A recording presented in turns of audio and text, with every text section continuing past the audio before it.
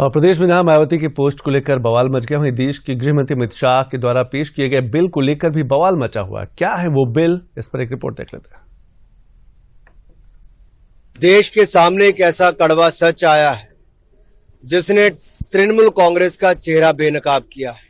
अनुराग ठाकुर का ममता बनर्जी पर यह बयान केंद्रीय गृह मंत्री अमित शाह के उस बयान को लेकर आया है जिसमें उन्होंने कहा था कि इमिग्रेशन और फॉरेनर्स एक्ट 2025 भारत की सुरक्षा और अर्थव्यवस्था को बढ़ाएगा, जिससे देश में आने वाले विदेशियों पर नजर रखना अनिवार्य होगा। इस विधेयक में उल्लंघन के लिए सख्त दंड शामिल है और इसका उद्देश्य 4 मौजूदा कानूनों की जगह व्यापक रूप से आव्रजन को विनियमित करना है। इसके बाद बीजेपी के कई बड़े नेताओं ने इसका समर्थन किया है।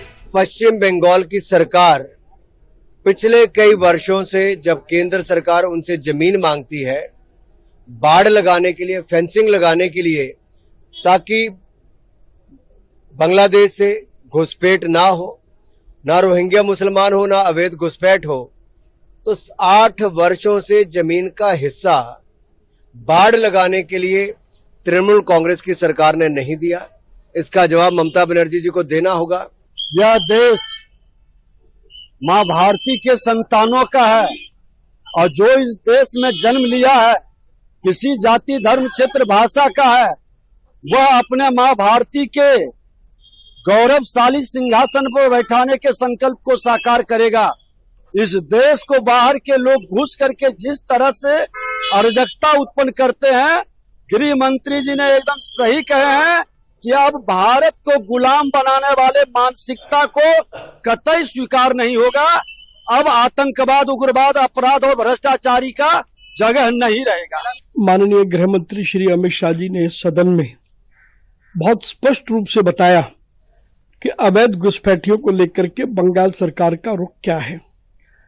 क्या कारण है कि देश में अधिकांश घुसपैठिए बांग्लादेश और जो बंगाल की सीमा है उससे आते हैं।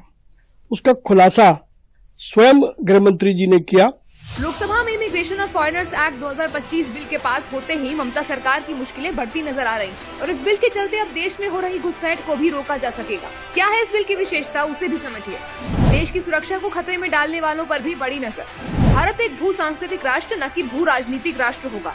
भारत के विकास में योगदान देने वालों का स्वागत किया जाएगा। विदेशी पर नजर रखने के लिए विस्तृत प्रणाली होगी स्थापित। सुरक्षा के दृष्टिकोण से आव्रजन महत्वपूर्ण है। राष्ट्रीय सुरक्षा से समझौता नहीं किया जाएगा।